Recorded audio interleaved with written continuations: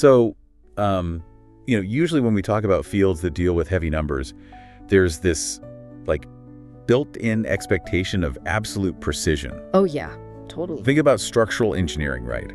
If you want to build a suspension bridge, the math shows you exactly how much tension those steel cables can take before they snap. Right.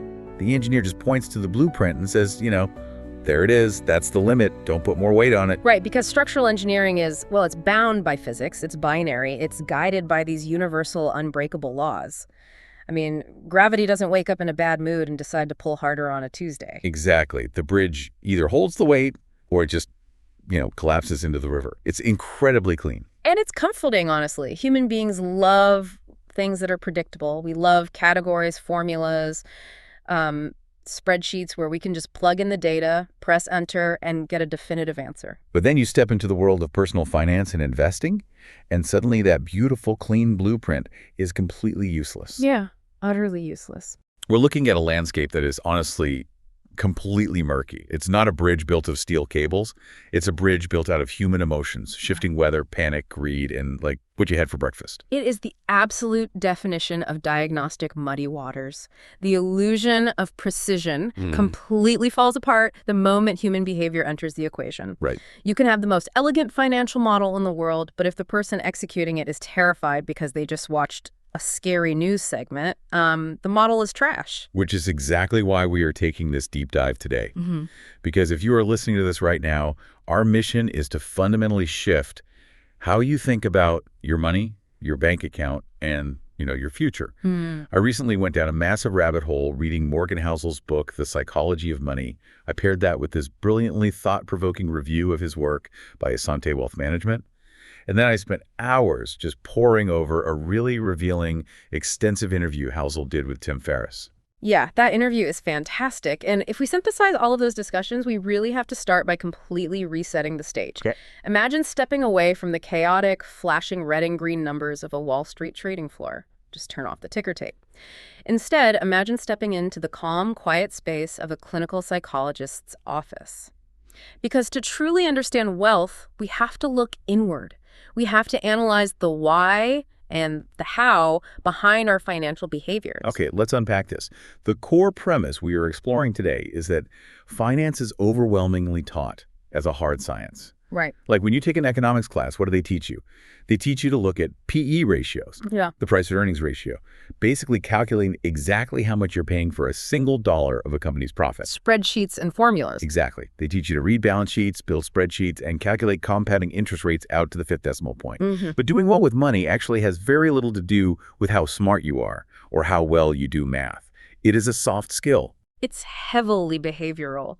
And the very first lesson that emerges from Housel's work is a concept that sounds completely counterintuitive, especially when you look around at the genuinely wild things people do with their cash.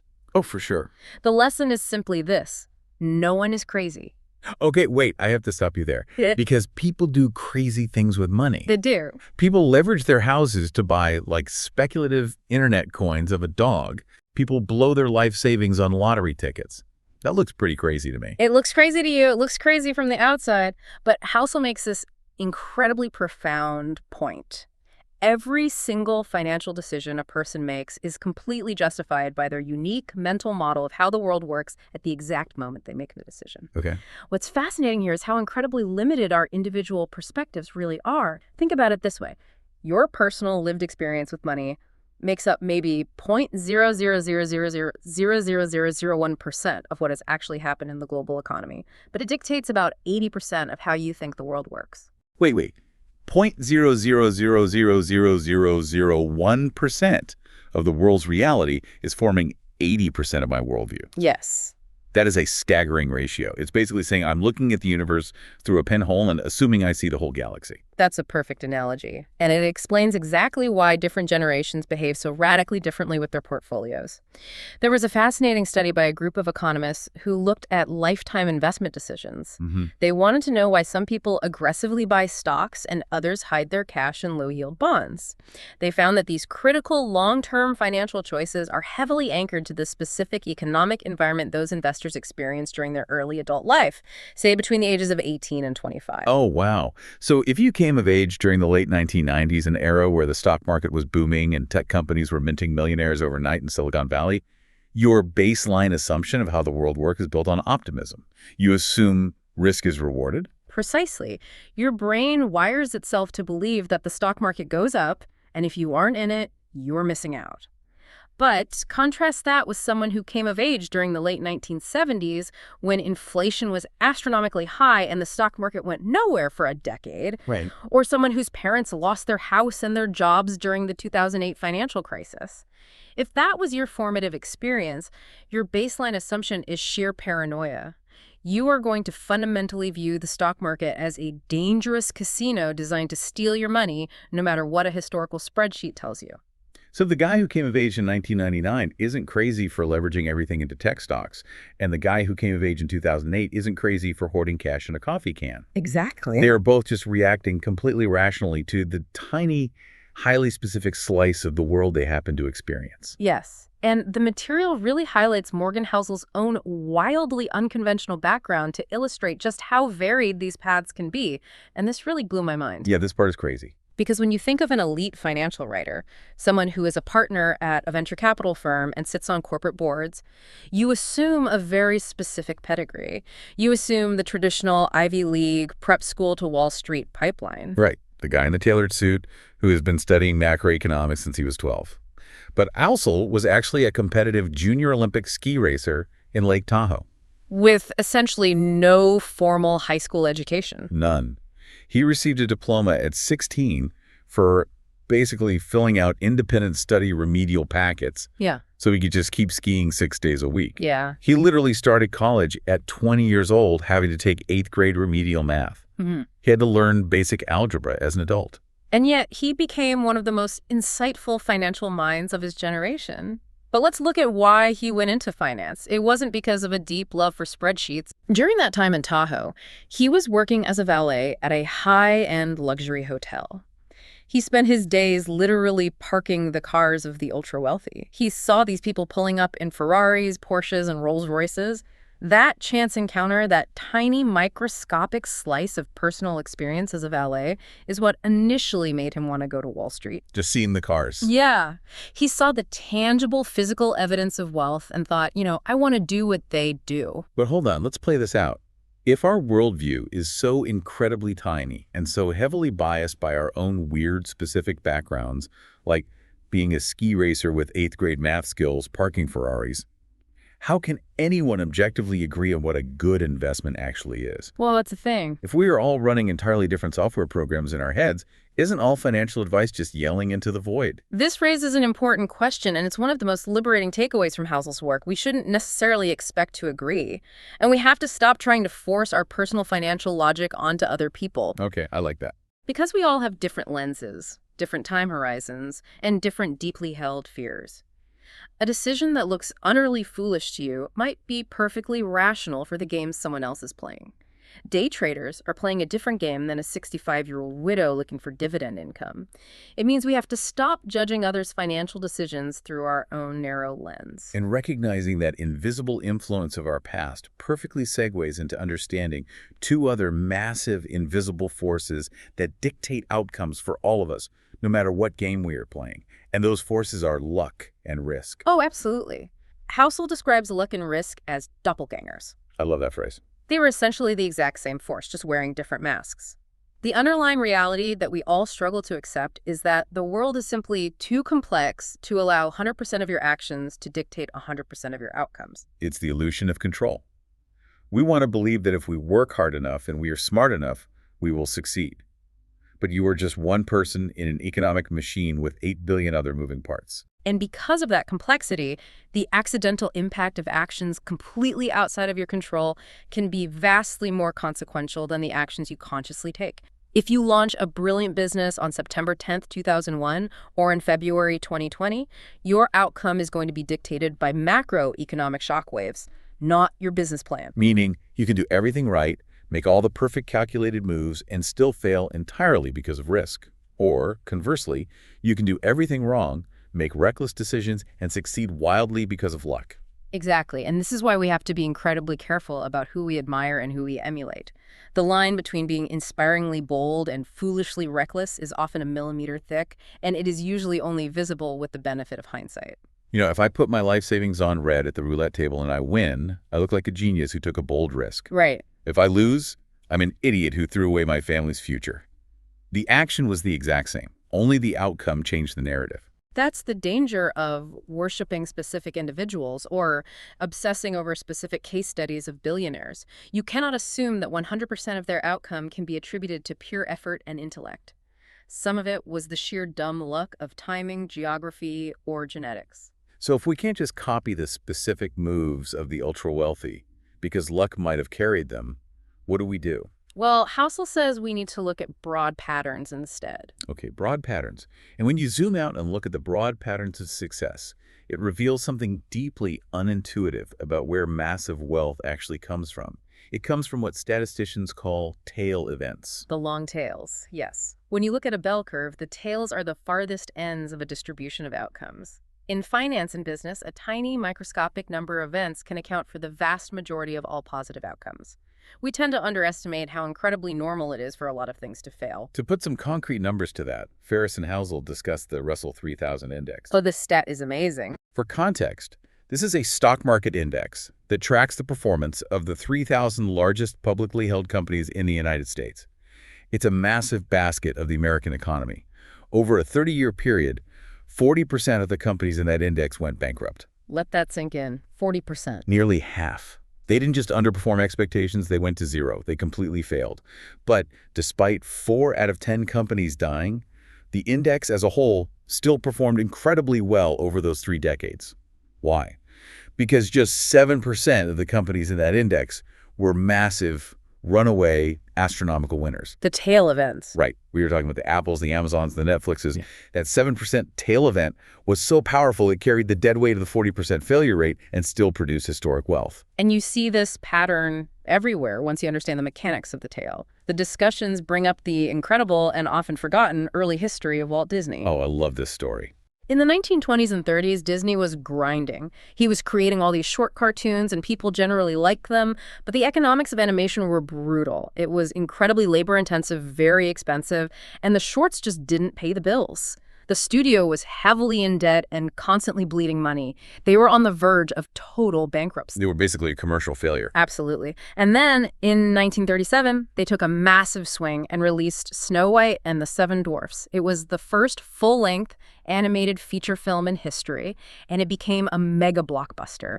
It was an unprecedented cultural phenomenon and made an astronomical amount of money and completely saved the studio. And the point Housel makes is that if you remove that single tail event, if Snow White had been a flop, the entire Walt Disney operation is a complete commercial disaster. He's a forgotten footnote in the history of cinema. His entire legacy was subsidized by the extreme success of one outlier project.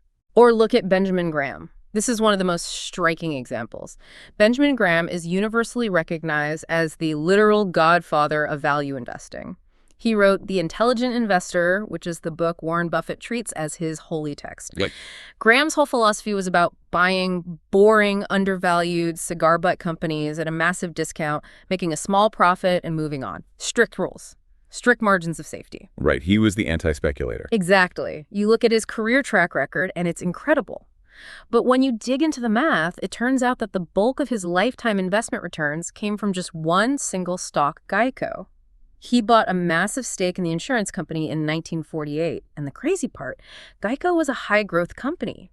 Buying and holding it broke basically every single strict rule Graham had laid out in his own famous book. So the man who wrote the Bible on conservative value investing made his fortune by ignoring his own Bible on one specific growth stock. If you remove Geico from his portfolio, his career track record is just, average. One single investment, which violated his own core principles, defined his entire legendary status. Mm-hmm. That is the terrifying power of the tail. It really is. Here's where it gets really interesting. Let's use an analogy here. It's like surfing. You can train for years. You can paddle out into the ocean with absolutely perfect technique. Your balance can be physically flawless. Your board can be custom shaped by the best designer in the world. But if the ocean doesn't send you a wave, you aren't going anywhere. Wow, yeah. You are just a person sitting on a piece of fiberglass in flat water. You cannot control the ocean. You can only control your readiness to catch the wave when the ocean finally decides to send it. That is a brilliant way to conceptualize it. And if massive success relies on catching those rare, unpredictable big waves, those 7% tail events, or that one Jaiaiko, or that one Snow White, then your entire strategy has to shift.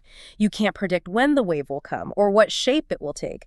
So the only logical way to ensure you catch one is to simply stay in the water as long as humanly possible. Endurance becomes the single most important skill. Which takes us right into the deeply counterintuitive math of time and compounding. Because if endurance is the key to staying in the water, time is the multiplier of the wave's power once you catch it. The phrase used in the material is confounding compounding. And it's called confounding because the human brain is literally not evolutionarily wired to understand exponential math. We understand linear math. If I take 1 step, I move 1 meter. If I take 10 steps, I move 10 meters. Sure. But compounding is exponential. If a little bit of growth serves as the fuel for future growth, a small starting base can lead to results that completely defy our intuition. The comparison Housel makes here is absolutely mind-blowing, and it perfectly illustrates why time is so much more important than sheer intellect. Let's look at Warren Buffett versus a guy named Jim Simons. Oh, this is a great comparison. If I ask you who's the greatest investor of all time based strictly on the highest annual returns, the answer isn't Warren Buffett, it's Jim Simons. Right. Jim Simons was a brilliant mathematician, a literal code breaker who started a hedge fund called Renaissance Technologies. Right. He employed actual rocket scientists and astrophysicists to build trading algorithms.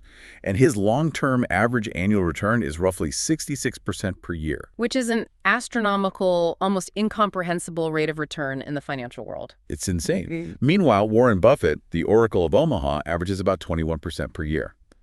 So Jim Simons is beating Warren Buffett by a country mile. He is tripling Buffett's rate of return. But if you look at their net worths, who is wealthier? Buffett.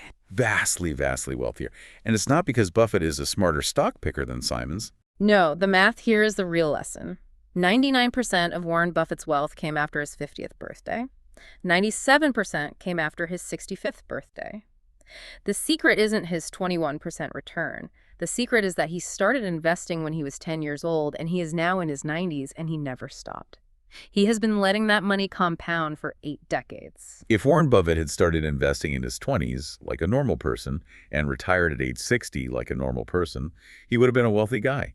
He'd probably be living in a nice condo in Florida playing golf. But his net worth would be a tiny fraction of what it is today, and no one outside of niche financial circles would even know his name. Right. His technical skill is investing, but his actual secret weapon is endurance. He just stayed in the water longer than anyone else alive.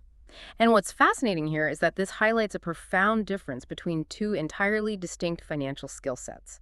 There's the skill of getting wealthy, and there's the skill of staying wealthy. We tend to lump them together in our minds, but they actually require totally opposite mentalities. Okay, break that down for me. How are they opposite? Getting wealthy requires taking risks. It requires immense optimism. It requires putting yourself out there, launching the business, buying the volatile stocks, swinging for the fences. You have to believe the future will be better than the present. Right, you need that drive. But staying wealthy, that requires the exact opposite emotional profile. It requires a profound, almost uncomfortable sense of paranoia. It requires frugality, humility, and a constant lingering fear that what you've made can be taken away just as fast. It requires a pure defensive survival mentality. I love the example Housel uses of Michael Moritz, the billionaire venture capitalist from Sequoia Capital. Sequoia has been one of the most dominant VC firms in the world for 40 years. They backed Apple, Google, WhatsApp, Airbnb. They have won the game of capitalism over and over and over again.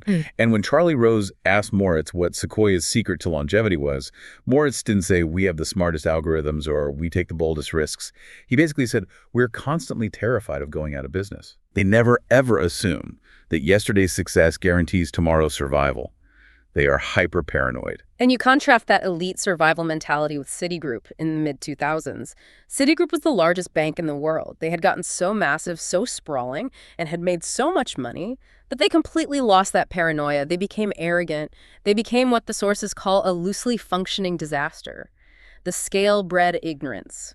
And the human embodiment of that ignorance was Robert Rubin. This guy was a former U.S. Treasury Secretary, a brilliant financial mind. He was sitting on Citigroup's board, and yet after the 2008 financial crisis nearly collapsed the global economy, Rubin admitted he hadn't even heard the name of the specific CDO product that ended up nearly bankrupting his own company. For context, a CDO, or a collateralized debt obligation, is basically taking a bunch of individual loans, some absolute garbage subprime mortgages, blending them together into a financial smoothie and selling that smoothie as if it's pure AAA-rated premium fruit juice.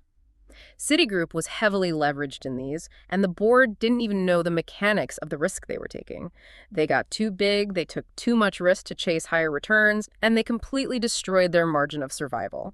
The economies of scale that made them powerful also made them blind to the cliff they were driving toward. Okay, but let's translate this to the listener right now. If survival and paranoia are the absolute names of the game, doesn't that mean we should all just hide our money under a mattress? Or buy gold bars and bury them in the backyard? How do you actually balance the intense paranoia needed to survive the potholes of the real world with the optimism you need to actually invest and grow your money in the first place? It's an incredibly delicate balance. Housel describes the ideal financial temperament as having a barbelled personality. Barbelled like lifting weights. Exactly. Imagine a weightlifter's barbell. On one end, you have to be highly optimistic about the future over the long term. You have to believe the economy will grow over the next 30 years. But on the exact opposite end of the barbell, you have to be intensely paranoid about what might prevent you from getting to that 30-year mark in the short term.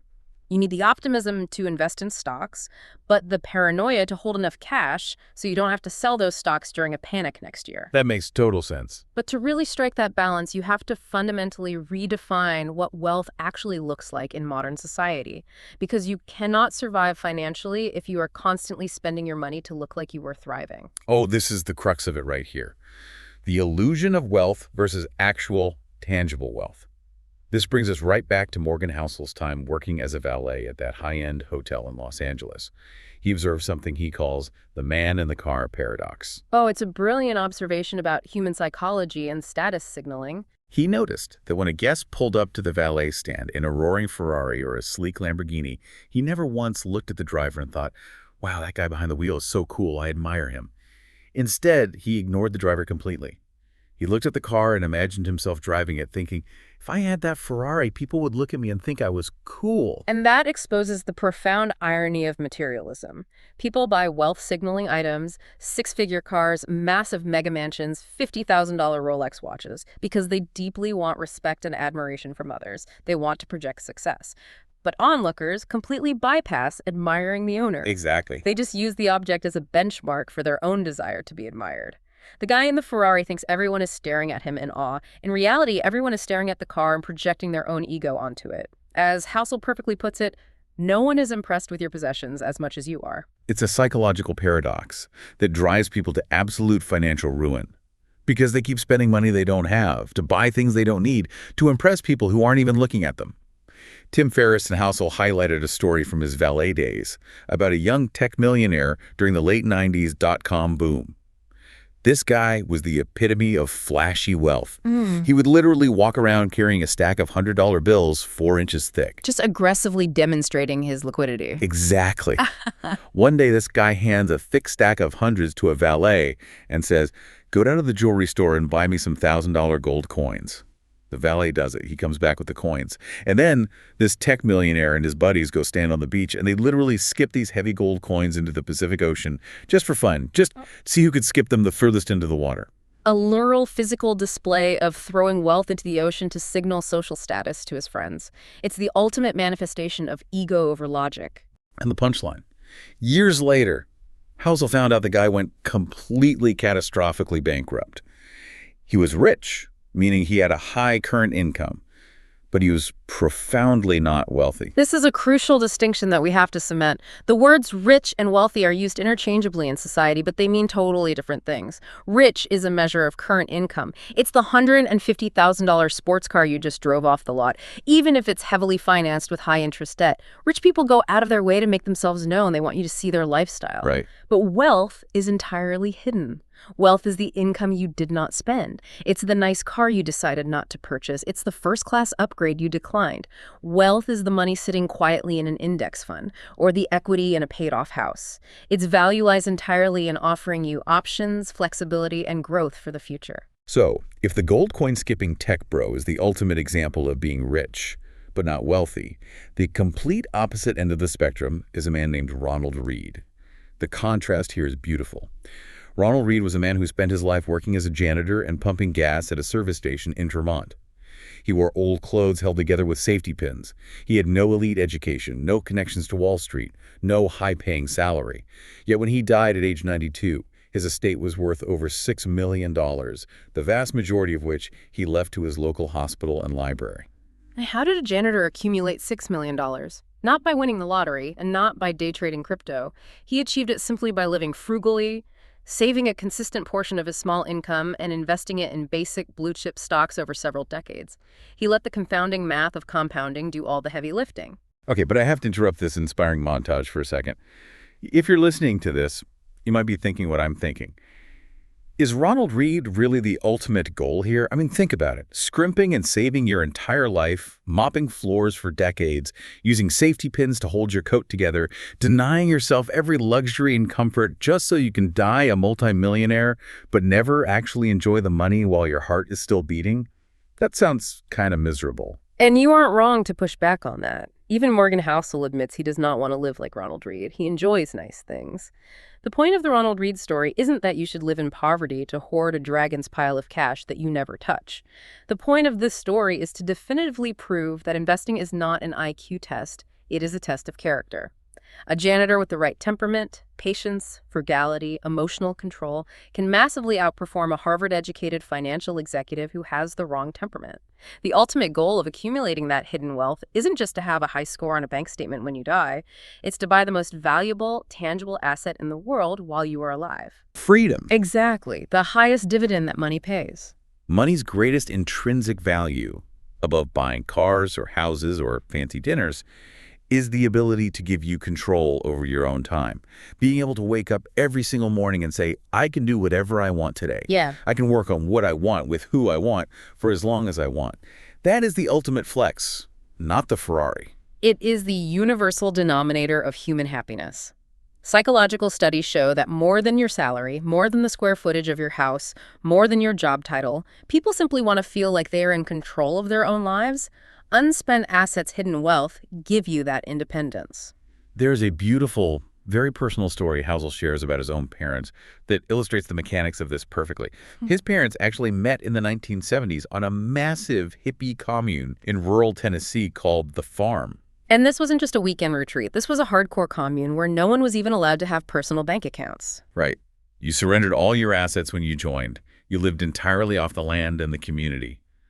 Eventually, the commune failed, and his parents had to re-enter normal capitalist society. But they took those deeply ingrained, ultra-frugal habits with them. His dad eventually went back to school. He started his undergraduate degree at age 30, already having 3 kids.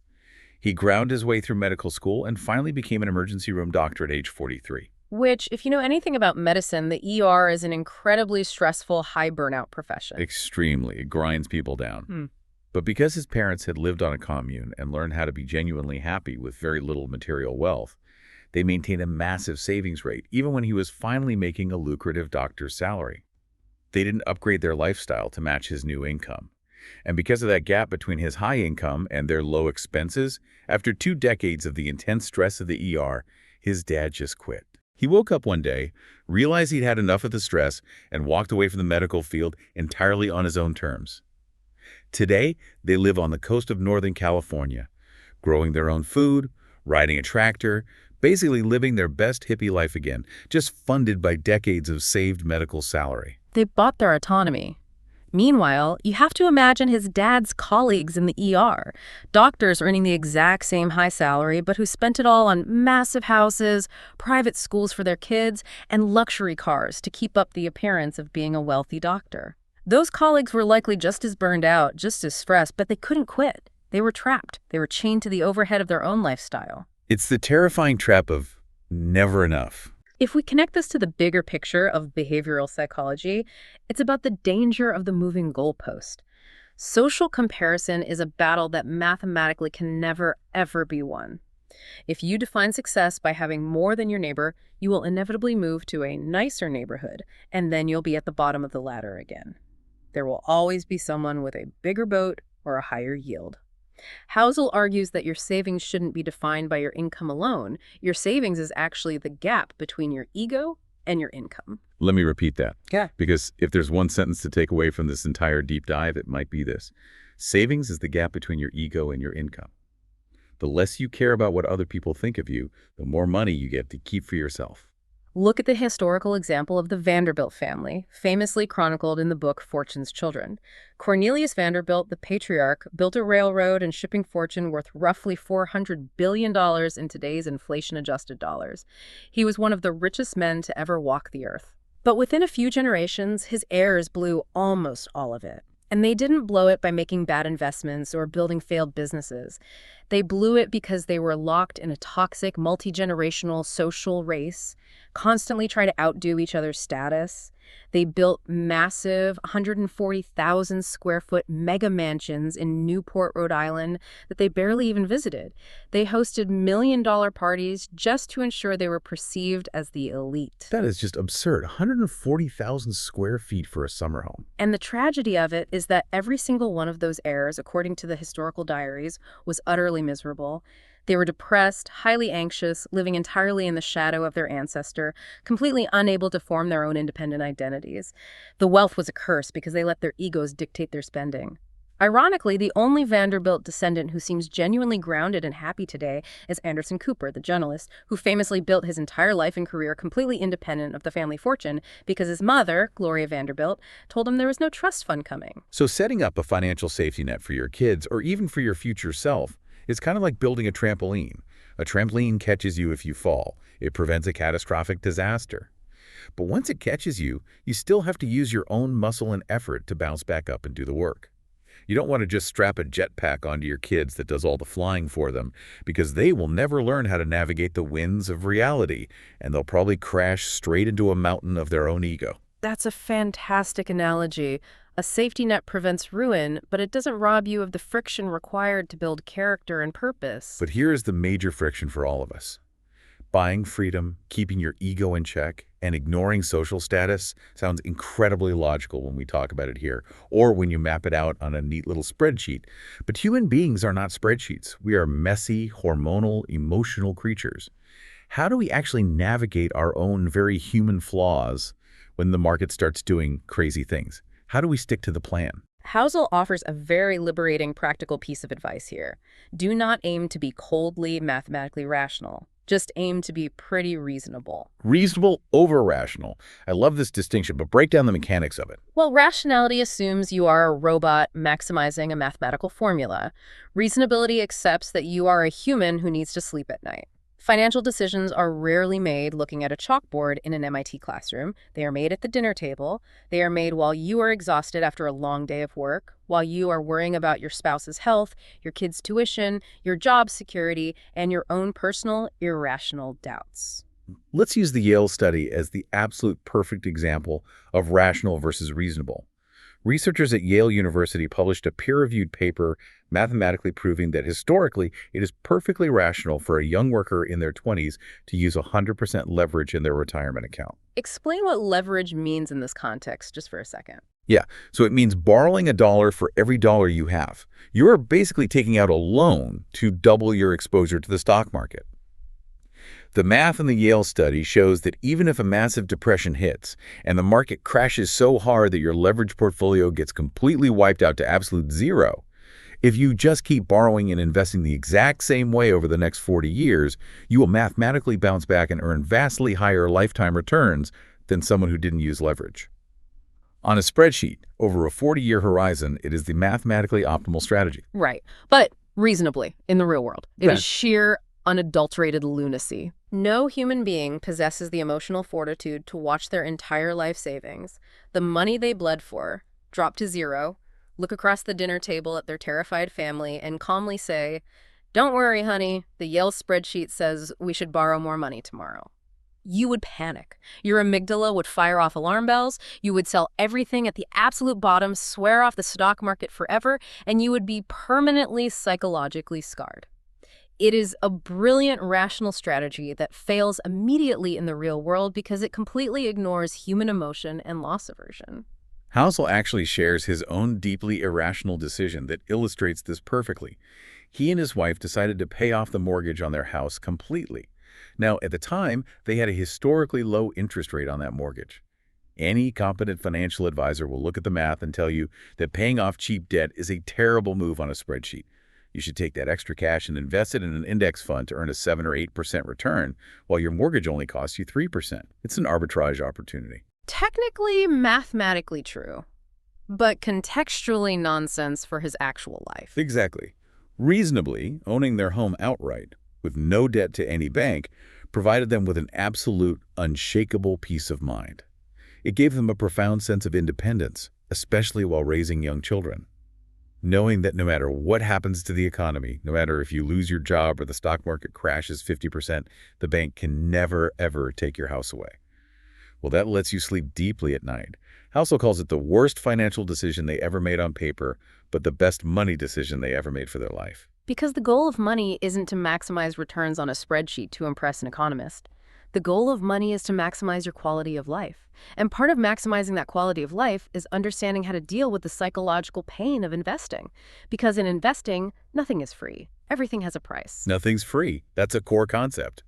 But the price tags in finance aren't obvious like they are at the grocery store. Right. When you go to buy a new car, the price tag is incredibly clear, $30,000. You hand over the money, you get the car. In investing, the currency you pay with isn't dollars and cents. The currency you pay with is volatility, fear, uncertainty, doubt, and regret. And because we don't see a literal price tag with a barcode on it, we misunderstand the pain of market volatility. We think something is broken.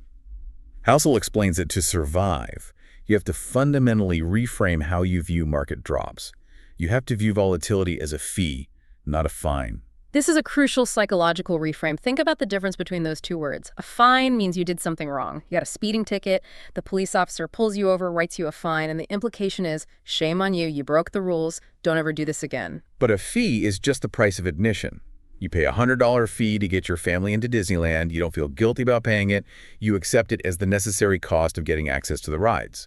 Exactly. But when a normal person's retirement portfolio drops 30% during a recession, it feels exactly like a massive fine. It feels like you made a horrible mistake, the universe is punishing you, and you should never invest again. And that's exactly why people panic and sell at the absolute bottom. They want to avoid the fine. They want the pain to stop. But if you can train your brain to view that 30% drop as the admission fee you must pay to achieve long-term compounding growth, it becomes much easier to endure. You don't enjoy paying the fee, just like you don't enjoy handing over $100 at the theme park gate. But you accept it as the necessary cost of getting the historic returns of the stock market over decades. It changes everything. Okay, but I have to interject with a real-world dilemma here. If I'm listening to this and my 401k is currently dropping 30%, knowing it's a fee is a nice mental trick, but it doesn't stop the biological adrenaline response when I watch my life savings evaporate. When the news is screaming that the economy is collapsing, banks are failing, and unemployment is skyrocketing, how does someone actually override that primal urge to panic? That is the ultimate challenge of investing. It is fighting your own evolutionary biology. And it pivots us to the final major theme we need to explore today: the severe limitations of history, the seductive nature of pessimism, and the vital necessity of building a margin of error into your life. Let's talk about history first. In finance, we love looking at historical charts. We study the 1970s inflation, the dot-com bubble, the 2008 crash, and we use those charts to predict what the stock market will do tomorrow. Which is a massive trap. Housel calls it the historians as prophets fallacy. History is the study of change. It is the study of surprising things that happened. But ironically, investors use the past as a definitive map of the future. The fundamental problem is that the most impactful economic events, the massive tail events that move the needle the most, are by definition completely unprecedented. They are things history gives us absolutely zero guide for because they have never happened before. Exactly. No one looking at the economic charts of the 1920s saw the Great Depression coming. No one in 1938 modeled out the global economic devastation of World War II. And if we look at a modern, visceral example, in December 2019, you could read the outlook reports of every major bank and economic forecasting firm on Wall Street. Not a single one of them had a global respiratory viral pandemic shutting down the entire planet factored into their models for 2020. Which perfectly explains why pessimism is so incredibly seductive to the human brain. Housel asked this brilliant question: why does pessimism always sound so much smarter than optimism? And the answer is deeply rooted in how we experience time and threat detection. Progress happens far too slowly to notice, but setbacks happen far too quickly to ignore. Think about medicine. The eradication of polio took decades of slow, grinding research. But a new virus can shut down the world in 3 weeks. Optimism requires looking at a long, slow stretch of history and trusting in compounding human ingenuity. When an optimist says, just wait 30 years, technology will solve this, it sounds naive. It sounds like a sales pitch. Right. Don't worry, it'll all be great. It sounds foolish. But pessimism sounds like someone is actively trying to save your life right now. When someone says, the market is going to crash next week, sell everything, it captures our immediate attention because our biology prioritizes urgent threats over slow growth. And when a truly unprecedented threat actually arrives, it proves that even the most legendary, hardened investors can completely lose their nerve. March 2020 is the ultimate modern case study of this. The pandemic hits, the world goes into lockdown. Warren Buffett, the guy whose entire brand is be greedy when others are fearful, the man who has seen every market cycle since World War II, what does he do? He completely panics and dumps his entire multi-billion-dollar portfolio of airline stocks at a massive loss. Even someone with 80 years of investing experience faced a biological threat that wasn't in his financial playbook, and he opted for the safety of cash over the uncertainty of risk. And Morgan Housel himself, the guy who literally wrote the book on the psychology of money. He openly admits that he woke up at 2 a.m. in a cold sweat in March 2020. He was terrified that the global financial system was going to melt down and the housing market was going to literally cease to exist. He called his realtor in the middle of the night and demanded they put his house on the market instantly. He wanted to sell his home out of sheer, unadulterated terror. It's a remarkably honest admission. It proves that when the world feels like it's ending, everyone is vulnerable to panic. The intellectual framework goes out the window. You cannot plan only for the risks you can imagine because risk is precisely what is left over after you think you've thought of everything. There's a piece of history mentioned in the Ferris interview that captures this perfectly. It's the diary of a man named Benjamin Roth. The book is called The Great Depression, a diary. Roth was a lawyer in Ohio, writing in real time during the 1930s. And what makes his diary so haunting is that it captures the sheer, terrifying unpredictability of the moment. Unlike history books written decades later with the calm benefit of hindsight, where we know the economy eventually recovered, Roth's daily entries show the real terror. He didn't know if things would get better next week or if the country would collapse entirely over the next decade. The future was a blank, terrifying void. Which leads to the only logical defense mechanism an investor can have. You must worship room for error. You have to build a margin of safety into your entire financial life. Yeah. So what does this all mean? It means you have to build shock absorbers into your life. Imagine you are driving a race car on a perfectly smooth, predictable track.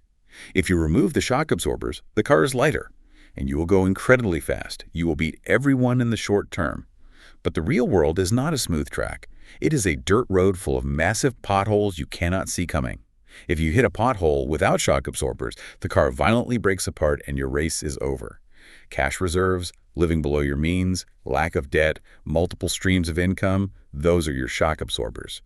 They don't maximize your returns on a spreadsheet, but they allow you to physically survive the unprecedented potholes so you can stay in the game long enough for compounding to work its magic. Survival is the ultimate strategy. Time is the ultimate edge. We've covered an incredible amount of ground today on this deep dive. Let's recap the journey for everyone listening. We started by realizing that no one is crazy. We're all just a product of our tiny sliver of experience. We've learned that massive success is driven by unpredictable tail events, meaning you just have to endure long enough to catch the wave. We've redefined wealth. It isn't the Ferrari you drive. Wealth is the money you don't see, the unspent assets that give you future options. We've seen that reasonable human decisions will beat cold, rational spreadsheets. And most importantly, we've learned that the ultimate goal of money isn't to buy status. It's to buy the autonomy to wake up and own your day. And as you reflect on all of these mechanics, remember that your independence, no matter what your current income level is driven entirely by your savings rate. And your savings rate is simply the gap between your ego and your income. Lower the ego, increase the wealth. It is a psychological game, not a mathematical one. I want to leave you with a final thought to mull over, specifically regarding your future. In his work, Housel briefly mentions a fascinating psychological concept called the end of history illusion. It's the proven tendency for all of us to look back at our past selves and realize how much we have fundamentally changed over the last 10 years. We recognize our past foolishness, but simultaneously, we vastly underestimate how much our personalities, desires, and goals will change in the next 10 years. We assume that who we are today is the finished, final product. If you are listening to this right now, think about your ultimate financial goal, the exact number you have in your head, or the specific house you want that you genuinely believe will finally make you happy and let you relax. Consider the end of history illusion. By the time you actually endure the decades of volatility, pay the psychological fees, and reach that specific finish line, the you of the future will likely have entirely different desires, entirely different stresses, and entirely different values than the you listening right now. If your goals are guaranteed to keep evolving, are you exhausting yourself chasing a finish line that doesn't actually exist? Maybe true wealth isn't about running faster to reach the end of the psychological treadmill. Maybe true wealth is simply realizing you have the power to step off it today. A profound question to end on. Because as we saw at the very beginning of this conversation, the rigid blueprints of finance can't capture the fluid reality of the human soul. The bridge isn't made of steel cables, it's made of us. Thank you so much for joining us on this deep dive. We hope it shifted your perspective and helps you navigate the muddy waters of your own financial psychology. Until next time.